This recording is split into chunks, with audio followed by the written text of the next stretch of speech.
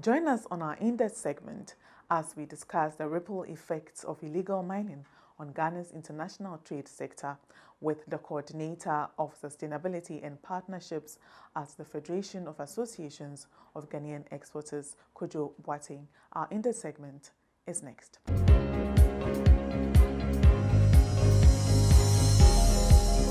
The Federation of Associations of Ghanaian Exporters, FAGE, has been vocal about critical challenges that have been plaguing Ghana's export sector, particularly the illegal mining activities. Now, illegal mining activities have a way of trickling down to various aspects of the economy, particularly the export sector.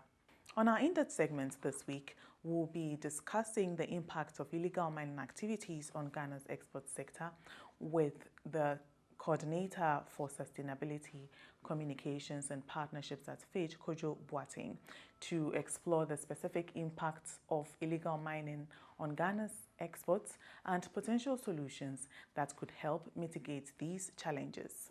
I have with me today Kojo Boateng. He's the Coordinator for Sustainability, Communications and Partnerships here at FAGE. We are going to have a conversation to understand what they are trying to tell government and also look at the way forward. Thank you, Kojo. Thank you for having me. Right, my pleasure. Let's delve straight into today's topic. First of all, in general, how would you assess the state of illegal mining activities in the country in general? Well, we followed mining both legal and illegal in Ghana, and it keeps growing. If you look at our export numbers, gold exports are in fact, gold is the leading commodity or product that we export from Ghana. So it's a key industry that sustains the economy of Ghana and supports our GDP. So there is no two ways about that. That's why almost all the big names in mining globally are here. We have Anglo Gold, we have Newmont, we have other mining companies that are operating large mines in the country. If my memory serves me right, recently Ghana became the leading exporter of gold in Africa. There's no denying the fact that mining is big. In the same vein, small-scale mining is growing and illegal mining is growing. If you look at some of the reports of export numbers of gold, you'd realize that there were certain years that some of our trading partners told us that we were even underestimating the volumes of gold that were being exported, the values that we capture officially, because there was a lot of gold that was also leaving the country illegally. We can safely say, and I'm using the word advisedly, safely say that the big mining companies would not or do not smuggle gold outside the country. So we capture what they produce. How about the small-scale miners and the illegal miners? How do we capture the volumes they are mining? So all those are issues. And if you look at satellite images of Ghana, if you drive around the country, especially, that's why we specifically stated the Takoyan and the Birimian basins. If you look at the gold ore we have in the country, the concentrated gold or commercially viable ores are found in the Birimian, which is after the Birim River, if you can put it that, in the Takoyan basin. So the Birimian, Takoyan basins are in the southwestern part of Ghana. Birimian, largely eastern region, all the way into the Ashanti region. Takoyan, also Ashanti into western, all the way down. And all these basins are also shelters for some of our most globally diverse, globally significant biodiversity areas in our forests. So the Tiwa Forest Range is found within these two basins you are talking about. You have all sorts of other forests that are captured within these areas. You have watersheds that are captured within these areas. So River Ankobra, River Tano, Birim, Ayensu, Densu, River Ofing, different rivers, River Pra, they all flow within these areas we are mentioning. And these areas have been affected by illegal mining over the past years. And if we don't take action now, it's going to affect our food security. It's actually started affecting our food security, but in the next few years, the impact will be gargantuan, if I can put it that way. So we, as the Federation of Associations of Ghanaian Exporters, believe that we need to take action. And this federation, we have the Vegetable Producers Association, we have the tree crops, we have the roots and tubers, we have different associations of food producers and food processing businesses under our bigger umbrella. And all these minor associations are being affected in one way or the other by illegal mining and the effects on the environment. And we believe that action must be taken immediately. So you're right, I'm agreeing with you on that. It's estimated that about 30% of gold from Ghana that ends up on the international markets is smuggled out of the country. So I agree with you on that. Now, apart from gold, apart from the precious minerals that we are not able to account for, which is costing the nation a lot of income, there's also the agricultural exports, as you mentioned. And these regions, interestingly, these regions have cocoa. Yeah. One of Ghana's most precious, agricultural exports. So let's talk a little bit about that as well. The impact that it has, the direct impact that this illegal mining activity or activities have on Ghana's agricultural exports as well. Consistently, these regions have been among the top 5 leading producers of cocoa in the country. So Western region for now is the number 1, based on the last set of data I looked at. Ashanti region for years was also number 1, and then Western region took over.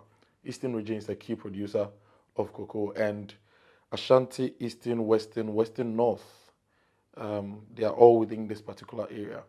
If you've looked at the trends of cocoa production, since we hit 1 million tons of production sometime in 2010, 2011, I think within that period, right?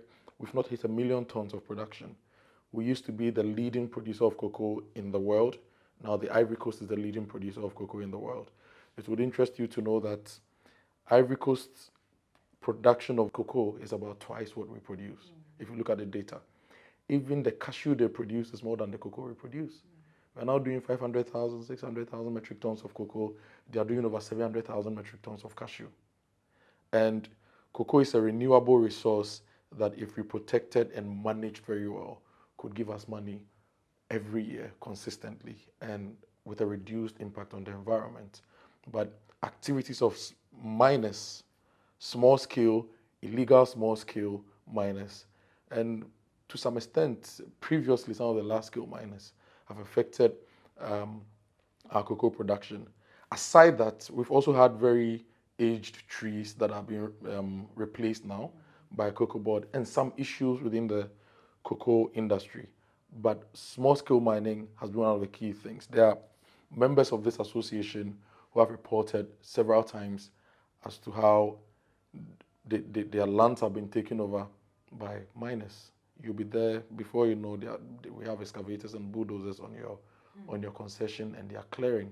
And this has caused us to lose hundreds of thousands of hectares of cocoa. So it's a key thing that we really need to look at. Aside the fact that we are losing hundreds of thousands of hectares of cocoa, pollutants being introduced into the environment are also affecting the quality of the cocoa. There have been several reports of how, in fact, there are these reports that we've seen of how cocoa is being branded in certain areas as a killer crop because people eat a lot of chocolate and cocoa uptakes some of these heavy metals. And because these heavy metals cannot be extracted through the chocolate production process, it ends up being a part of the chocolate. And if you ingest or eat the chocolate that has heavy metal, it affects your health. So if you check online, there are some reports, there are some outlets that have branded some chocolate products as killer chocolate, which is something we should not be happy with. So all these are things that are happening that we need to address and address immediately to ensure that we get the right value from our environment and we bequeath future generations with the right environment. You know, the environment is not ours to own. It's ours to take care of and transfer to the next generation. So it's our responsibility to extract the highest benefits as possible from the environment and also leave the environment and the biodiversity in its highest possible state that we can transfer to future generations, whose responsibility it would be to take care of it and also enjoy its benefits and transfer to the next. The conversation on the killer chocolates has really sparked my interest because here's a case where we are trying to tap into the global chocolate confectionery market. There's a lot of money to be tapped in there. First of all, we export our cocoa raw. And so now, if care is not taken, we are also going to be flagged. Yeah. Because if all of these chemicals are entering into the cocoa beans that we're exporting and cocoa is being termed as, that's really interesting. So on the killer chocolate, there's this research published on frontiers.org, frontiersin.com, and the title of the research is on a multi-year heavy metal analysis of 72 dark chocolate and cocoa products in the USA. And there were 5 researchers who did this work. One from George Washington University School of Medicine, one from the Department of Research Consumer Lab, White Plains in New York in the United States, another who studied integrative medicine at the George Washington University, and another person also from George Washington University working on resiliency and well-being of consumers. Now, these authors worked on about 75 dark chocolates and cocoa products in the USA, and they found out that some of them were contaminated with heavy metals, including lead, cadmium, and arsenic. You understand? And so it's important for us to know that there's a long-term effect if we don't deal with illegal mining and the pollution it is visiting on our landscape. There's a lot of these heavy metals that end up in our soils, in our water bodies, as a result of the way the mining is being carried out. And these heavy metals live there almost forever because it takes years for them to break down. Some of them don't react with any other thing to break down or get captured in any form. So it takes years, and they are going to be in your soil and in your water. Now the threat is that the ones that end up in our rivers, because the rivers are flowing into the sea, they end up flowing into the sea. So our marine environment is also being affected. So it's not just on land, it's on your soil, in your river bodies, and in your sea. Aside that, the turbidity levels of our rivers that are captured by the Ghana Water Company Limited for processing for us to consume are being affected. So if you go to the Ghana Water Company plant in Odaso, which is close to Obuasi, turbidity levels are so high, it's costing them so much to process, and in certain instances, they cannot process as much water as we need. You go to some of the other plants around the central region. Recently, before the Fetu Afashe, Ghana Water released a statement telling us how illegal mining, turbidity, and all sorts of dissolved substances are affecting their processing activity. It will interest you to know that Ghana Water processes 250,000, I don't know whether it's liters or gallons. I would have to give you the actual, it's either liters or gallons of water a day, right? A day for half the population of Ghana. About 15 million people depend on Ghana Water for their water needs. And the remaining 15 million people depend on community water and sanitation and other sources of water for their water needs. Now, of the plants that Ghana Water has at the moment to extract water from our rivers to treat, the safest ones are the ones which are in the Volta Basin, so the Pong Waterworks. So if you come to the eastern part of the country where the Volta is, they get the cleanest raw water to process. If you go to the central, to the western part of the country, Ofin is being polluted. Ofin is processed for Kumasi at Owabe and Barikese. Oda, which is a tributary of the Ofin in Obuasi, is being affected. All the other water treatment plants along the catchment of Ankobra, Tano. So Tano, they process some in Sunyani, and as the river flows down into the western region, the other plants. Pra is also being affected, and it's difficult. If you look at Greater Accra, a lot of the water we get is from Weja, right? Weja has the Densu and other rivers converging around the Weja plant and is processed for art. Now that plant is being encroached upon by housing, and also the water quality that Ghana Water gets from the raw water from Densu is also being affected. So aside Agric, the water that 50% of the Ghanaian population consumes, the water that is processed for us, a lot of the plants are under siege because they are not getting the right quality of water. In certain spaces, they're also not getting the right quantity because of siltation. Because of Galamsey, certain parts of our river courses are blocked and diverted. So the water flowing into the catchment area to be processed, they are not getting the quantity. The total volume of runoff water in Ghana every year is enough to be processed for the whole of West Africa.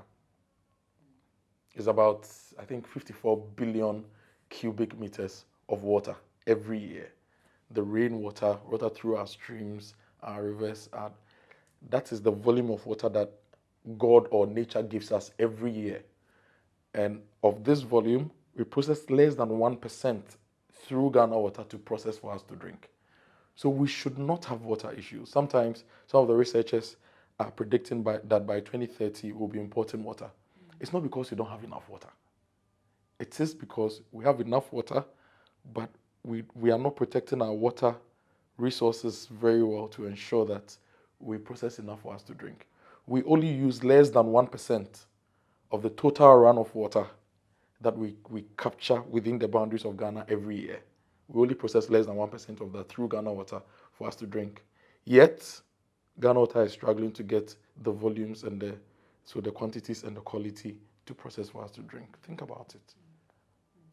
Now, this is pretty interesting because here's the case for what we are looking at now. It's international trade. So the Federation of Associations of Kenyan Exporters, I know you have some members who are into agro-processing, some members who are into manufacturing and all of that. And water plays a vital role in all of these, fields.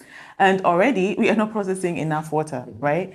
And the little that we have too is contaminated, let me put it that way. So at the end of the day, it's definitely going to affect industries. It's definitely going to affect the manufacturing sector, people who are into crop vegetable production and all of that. Anyway, so you also mentioned biodiversity laws as something that we should also pay a critical attention to. Let's discuss that. If you look at our forests, the forest ecosystem is very important to our survival. So nature is structured in levels. You have your forests, you have your animals, so flora, fauna, and when it comes to plants, there are different strata, and then when it comes to animals, there are different strata. Because of mining, we are clearing primary forests that we've not touched before to mine. We are destroying them. Now, these primary forests contain organisms that ensure a balance in the system. Now, you lose these organisms, you lose these plants, and you are losing out on a lot of things. Now, usually when we say forests are protectors of water bodies and rivers, I think it's underestimated. Forests actually are the origins of the rivers and the streams. There is precipitation, and then there is condensation. Precipitation is rain. So when it rains, we get water falling and filling our streams and rivers, right? And then condensation is when humid or water-holding clouds or air, they are cooled on the surfaces of plants, on leaves and stems and barks and any surface of plants, especially in the highlands, in the mountainous areas. So these water-holding gases or air that contains water, when you rise, it becomes colder. So the forests that are around our highlands, then ensure that the air condenses into droplets of water and drops into our water bodies, right? So if it's not raining and we are not getting water from rain, at least these plants are condensing the air, the water particles in the air as droplets, and these droplets just become a lot and it flows through. So the forests are producers of water and then protectors of water. They are also home to very important tree species that also filter the atmosphere. So they capture carbon dioxide, they capture certain elements in the and purify the air we breathe. So the forests are also the lungs of the earth. They purify the air we breathe. The more we clear these, the air we breathe become a lot more impure. And so it affects us. The more we clear these, the opportunity to capture, protect our water sources is lost. The more we clear these, organisms in the environment that play key roles. There are certain organisms in the environment that are cleaners. They are your Zoom lions of the environment.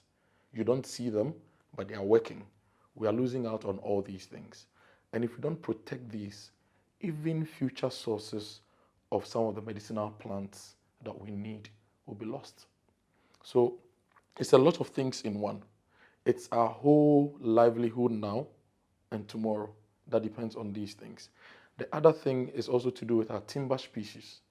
The way we are destroying the forest, we are denying younger trees the opportunity to grow, to become viable, valuable timber species we can then harvest for all sorts of things we need. So right here, this is timber from the forest, right?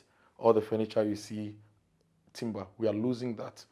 About 3, 4, 5 years ago, the Ghana Lumber Association, they were so stressed with getting quality and quantity of timber in Ghana that they were considering going to Liberia and Guyana to source lumber to come and process. But when we were younger, in social studies, we were told that some of the resources Ghana has, gold, diamond, manganese, timber.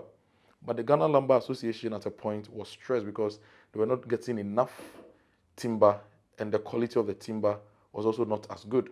So they were looking at importing timber from Liberia and Guyana and Sierra Leone to process. And it becomes more expensive for construction. It becomes more expensive for anything you need timber for. And if you are looking at it generally, you need timber for real estate, for housing. Our housing deficit is over 2 million. So everything is connected. Galamsey is even affecting housing if you expand the conversation and do the analysis.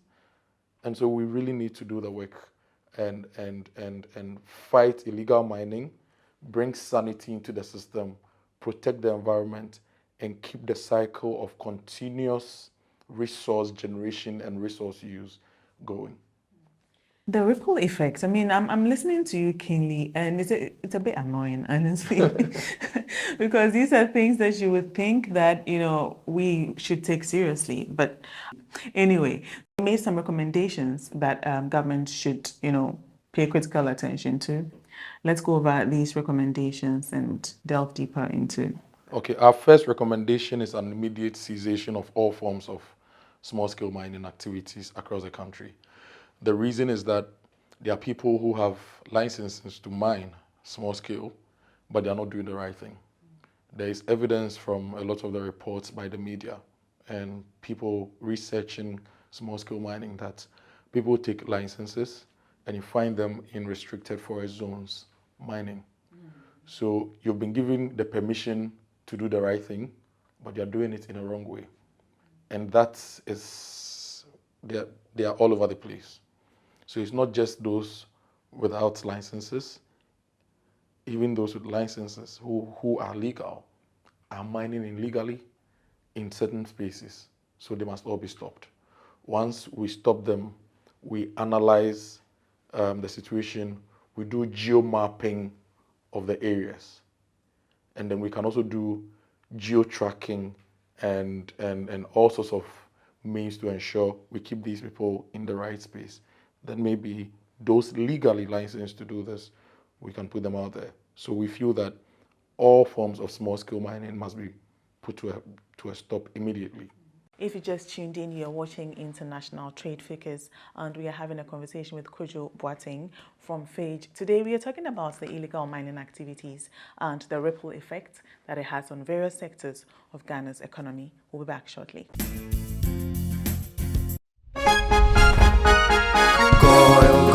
Good energy brings you quality choices with Goil Super XP. Available in many Goil stations nationwide. It is fortified with special additives that help your engine perform better and use less fuel. Branch into a Goil station today and energize your ride with Goil Super XP, compatible with most vehicles. Goil Super XP will fill ya, huh? Will be feel. Goil, good energy. Yeah, yeah. A warm welcome back. This is our in-depth segment. The conversation continues with Kojo Boateng, Coordinator for Sustainability, Communications and Partnerships at FAGE. We are taking a look at the illegal mining canker that Ghana has been plagued with and the ripple effects it has on various sectors of Ghana's economy. This is where the small-scale miners are always saying that you're not being fair to them by putting them all in one bowl and saying that small-scale mining activities must be put to a halt instantly because maybe a few bad nuts are involved in illegal mining. Bad nuts. Even if it's a few bad nuts, the few bad nuts are causing environmental catastrophes that we may never be able to recover for if we don't take action now. And within the small-scale mining space, if within themselves they could also regulate themselves and ensure that people did the right thing, then maybe we won't get here. If you're a small-scale miner and you know someone doing the wrong thing and you're not reporting, you're not taking action, and it's affecting all of us as a country, do we say because you are not doing it, but others are doing it, and we cannot really tell the difference between those doing the right thing and the wrong things, we should just let it go? That's a question we all have to answer. If the activities of, say, 100,000 people are putting 15 million people directly at risk, 30 million people at risk, and millions of people across the globe also at risk, do we say we should just leave them? Because our cocoa is going everywhere in the world. Our vegetables, our food exports are traveling the length and breadth of the country. So it is not just about them. It's a global impact. There's a global impact of the activity. So we need to watch that. So that's why we think that all forms of small-scale mining must be put to a stop whilst we sanitize the space. Now, our second recommendation is the swift deployment of security forces to affected galamsey and illegal mining areas to stop people from doing it. So number one, stop it, and two, enforce it. Once you stop it, you must enforce it. So, but haven't we done this in the past? We did it in the past. We had Stop Galamsey, Galam Stop and all that, but there was no consistency. And if you have a problem and you want to solve it, you consistently deploy the solution, right? If you're unwell and you're giving medication, take one in the morning before after meals, one in the afternoon before after meals, one in the evening, and you only choose to take the one in the morning today. You don't take afternoon and evening, then tomorrow you take the one in the afternoon. You are not going to heal. Sometimes the symptoms may go away, but the problem remains. So we need to be consistent with our strategy and the enforcement. And our third recommendation is the submission of a comprehensive proposal to redirect the labor force currently engaged in illegal mining towards productive employment. Now, you mentioned that some of the small-scale miners will say, if we are banning and stopping and enforcing the ban, they will not get jobs to do.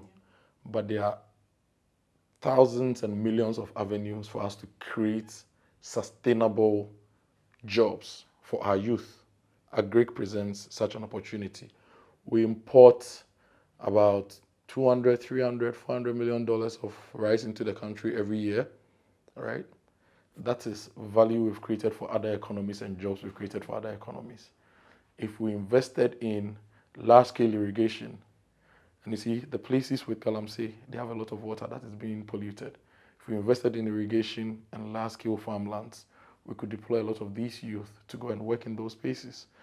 And if your typical young man has 10 acres of land to do rice, and they're getting even 1.5 tons per acre for a 10-acre rice field, they are going to get about 15 tons. Let's assume 1 ton of paddy rice is 6,000 cedis right now. So that times 15, 6,000 times 10 is 60,000. So that's 90,000 Ghana cedis worth of paddy from that. His cost might be around 45,000. So his profits are around 45,000. You spread this over 12 months, that will be the average salary that a young person is earning every year. Compare that to your bank teller's job, and you realize that if we did farming, agric, and we did it very well, we could be creating better jobs. And rice, maize, sorghum, those things are actually low value crops. If you're looking at some of the high value horticultural crops, even our regular veggies, your pepper, your tomatoes, if someone did 10 acres of pepper, the person is looking at good money. But all these things need infrastructure. Land. That's what I was coming to say. Land, road access, irrigation to help us optimize. The same way we are investing in roads, electricity extension, hospitals, schools, we also need to invest in infrastructure for agric.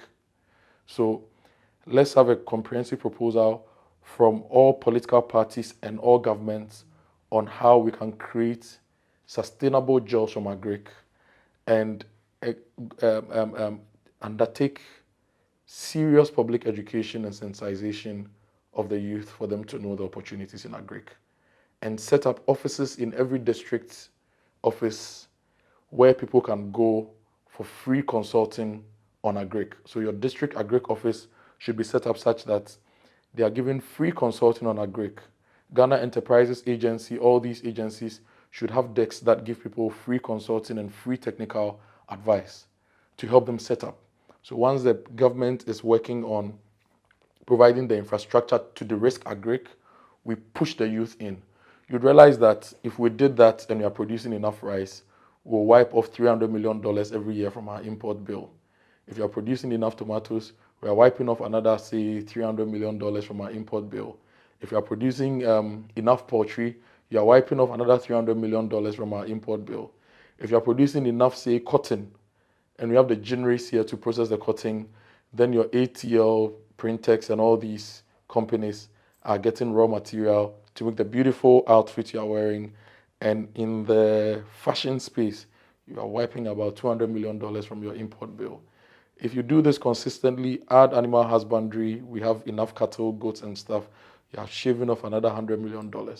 Do the analysis, and you know that the over $5 billion worth of food and agric-related imports that come into the country every year, we can slash about 60% off. And that will be about $3 billion you are slashing from your import bill.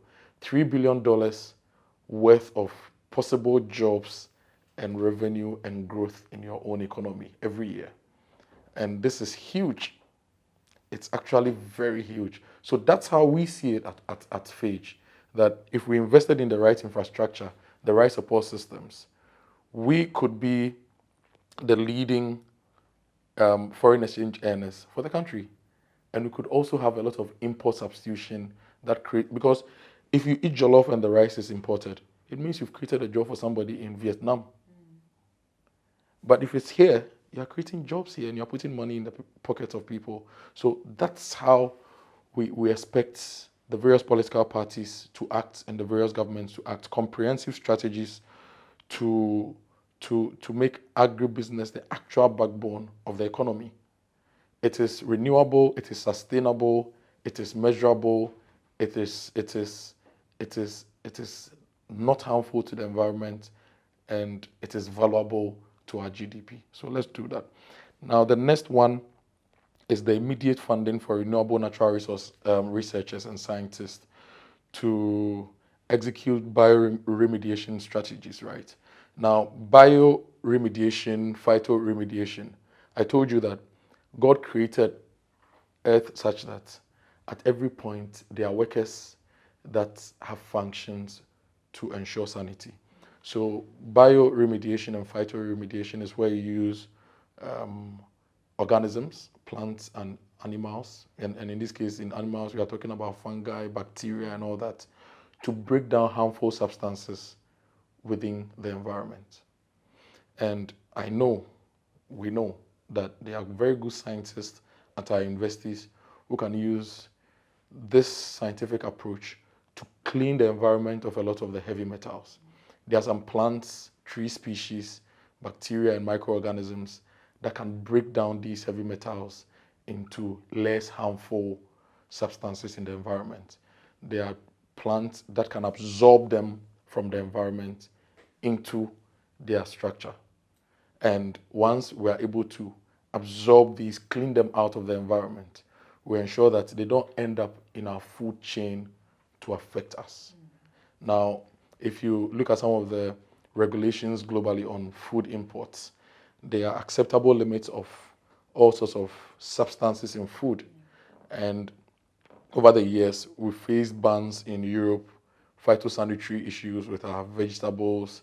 We faced bans of various things.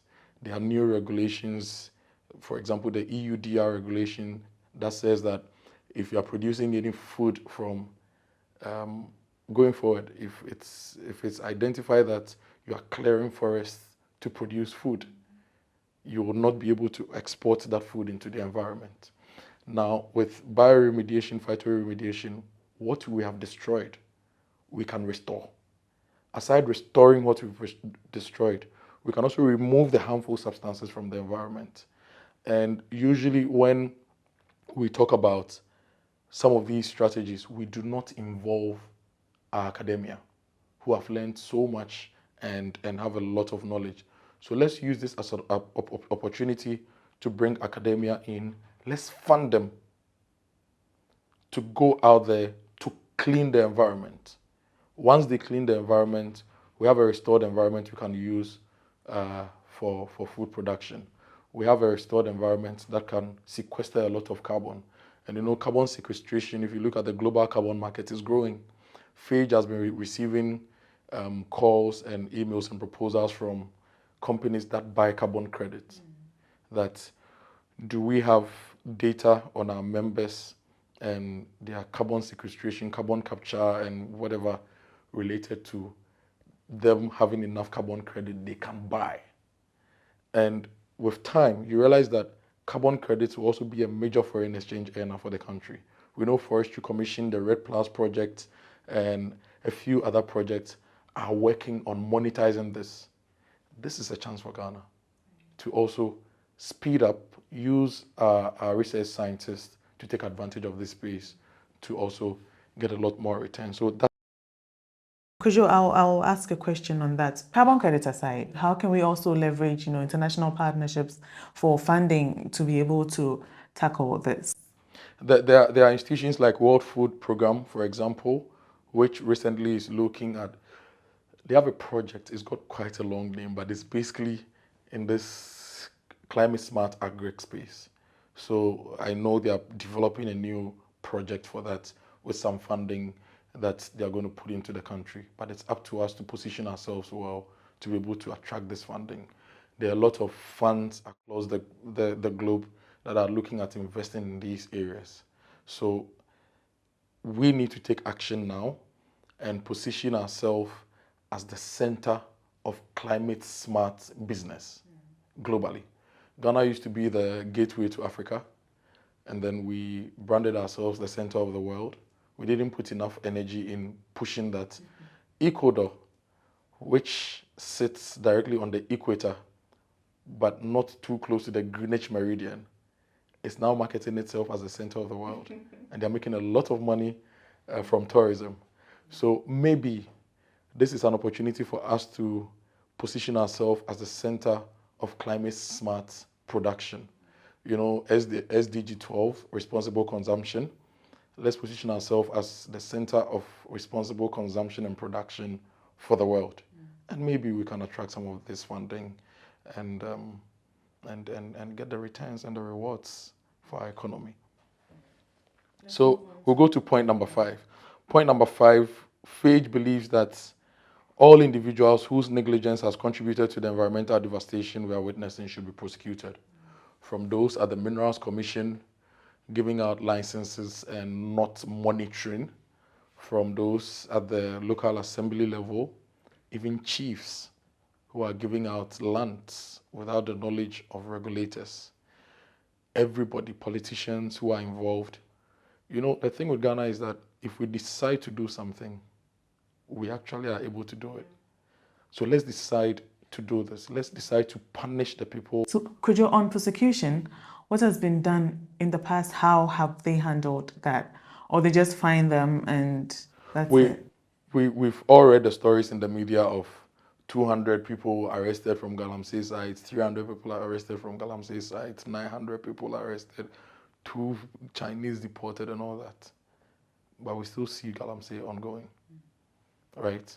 So it's either it's not being done right, or it's just not enough. So let's do the enough that helps us to deal with the issue of Galamsey. You see, it's ecocide. That's how the scientists call it. Ecological suicide. That's what is happening. Now, if I walked into your office and shot you, the law would deal with me immediately because it's deemed that I've taken a life illegally. People are polluting water bodies that are resulting in birth deformities of children in Western region, in Central region, in parts of Greater Accra region, Ashanti region, and deforming tens of children and hundreds of children. It's biological attacks on people, basically, through physical activity. We need to take action. We are polluting water bodies that are affecting Ghana Water Company Limited. Go and look at Ghana Water's books. They buy more chemicals to process the water that we drink because we are polluting the water more. They are using more electricity, more chemicals and all that. This may throw Ghana Water off course.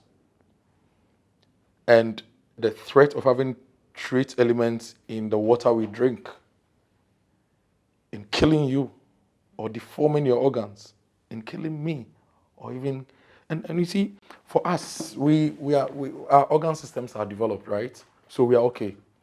But children who will be born tomorrow, who don't have fully developed organ systems that can withstand some of these effects, these chemicals in the system, and these heavy metals and chemicals go years. They're absorbed by plants. So if you remember, there was a time, I don't know whether it was an MP or somebody who said that fufu causes cancer, and people laughed at it. Maybe people really didn't get it. Cassava is also able to absorb some of these heavy metals. So you eat cassava that has absorbed heavy metal, either as gari, fufu, ampesi, konkonte, and it's going into your system. When it goes into your system, if you're a mother, for example, if you're a woman, you get pregnant and these are present in your system, they affect organ development in some ways. So a child, through no fault of theirs, a child will be born with deformities. And you have to bear the challenges of raising that child, and they also have to go through the challenges of growing with deformities. And someone would have collected some 50,000 Ghana cedis from getting some small gold and put this stress on the healthcare system, because a deformed child must be cared for by the healthcare system. Now, that child who would have been somebody with the abilities to work and produce results for our GDP, that opportunity has been removed from, because humans are the key resource in driving our economy.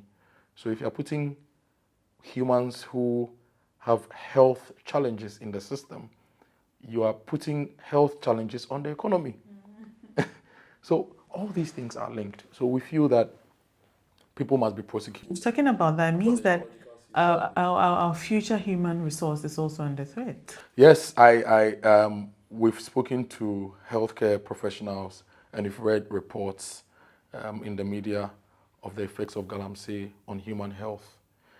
There's this video that is circulating online. Acheke producers in Western region who are showing us the water they use to process the food. So the water is turbid, and they put alum in it to clear it up a bit, and then they use that to produce acheke. And we all know that the best acheke in the whole world is from the Western region. We love it. So you are eating acheke, enjoying it, licking your fingers, but you are ingesting heavy metals. It's just not right. These conversations, for me, as we were talking about earlier, the consistency, I believe, is key. Once in a while, a video pops up, and then we are all talking about this. We are all, fired up in trying to redeploy and all of that. Then we go and sleep. Then we come back again. Then we go and sleep. Then we come back again. Anyway, I believe we've exhausted everything. Yeah. And importantly, Phage, we will do anything and everything we can to produce food to support our population, to export food, to bring in the foreign exchange, to work to create the jobs. But we think that every Ghanaian, every institution, every politician, every political party, all state agencies, traditional institutions, we must all work together to fight this. We are not a poor country. We are not poor. We have so much land. We have a lot of water resources. We just have to invest in the infrastructure to optimize the use of the land, the water resources, and the people to make money. And once we do that, we may not even be interested in going underground for gold, because all the gold will be upper ground on the surface of the land through food production, food processing, and a whole lot of other things.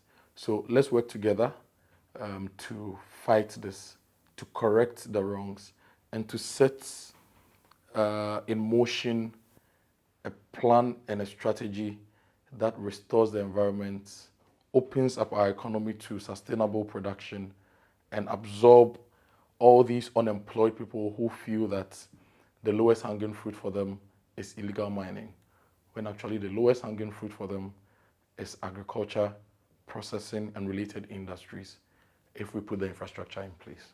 So Kujo, at the moment, your members who are into agric, how are they coping? Especially those around the affected Some of them have basins. been affected. Some of them have lost their rubber plantations, their oil palm plantations, their cocoa plantations, and their farmlands that they used to produce regular horticultural crops and other things.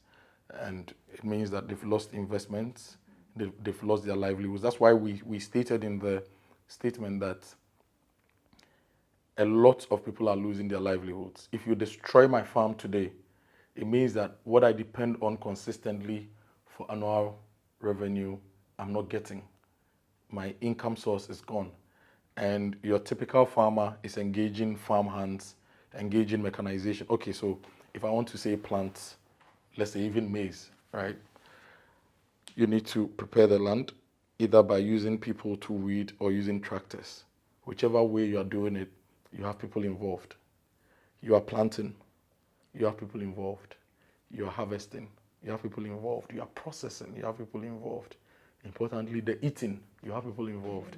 So at every process in the value chain, there are millions of people involved. And we feel that all these people are losing their livelihoods, their incomes are reducing because they are losing their farmlands, they are losing their farms, the water they are using is being polluted, it's reducing their ability to do more, and that we need to protect these people. And then we need to bring a lot more people into that pot of excellent food producers who will drive the national development agenda. Look, you wake up in the morning, your first bill is to pay ECG. Because if you turned off your light, when you wake up, you switch it on. First bill goes to ECG. You open your tap, Second bill goes to Ghana Water. Your third bill comes to us. If you are using soap, shea nuts, coconut oil, all sorts of things are grown by farmers. It's coming to us. Your fourth bill, breakfast, is coming to us. Your fifth bill, transportation, some of it comes to us. The cars, some of the wooden panels, some of the rubber components and all that, we farm them. In the coming years, there'll be biofuels, a lot of biofuels on the market. We are farming the raw material for that. And your lunch, your clothes, your shoes, now you get it. You're looking so beautiful. All the cosmetics, for your hair, we produce them. For your skin, we produce them. So a lot of the things we depend on comes from us. So we need to work together to ensure that we can consistently put these things in the system and create the value we want. And that was Kojo Boateng, Coordinator for Sustainability, Communications and Partnerships at FAGE, discussing with us the impact of illegal mining activities on Ghana's export sector. We'll be right back. Don't go away. Good energy brings you quality choices with Goil Super XP. Available in many Goil stations nationwide. It is fortified with special additives that help your engine perform better and use less fuel. Branch into a Goil station today and energize your ride with Goil Super XP, compatible with most vehicles. Goil Super XP will fill ya, huh? Will be feel. Goil, good energy. Yeah, yeah. And it's a wrap for this week's edition of International Trade Figures. Join us same time next week for some more on international trade-related activities here in Ghana and beyond. My name is Anaspio. Until next time, bye-bye.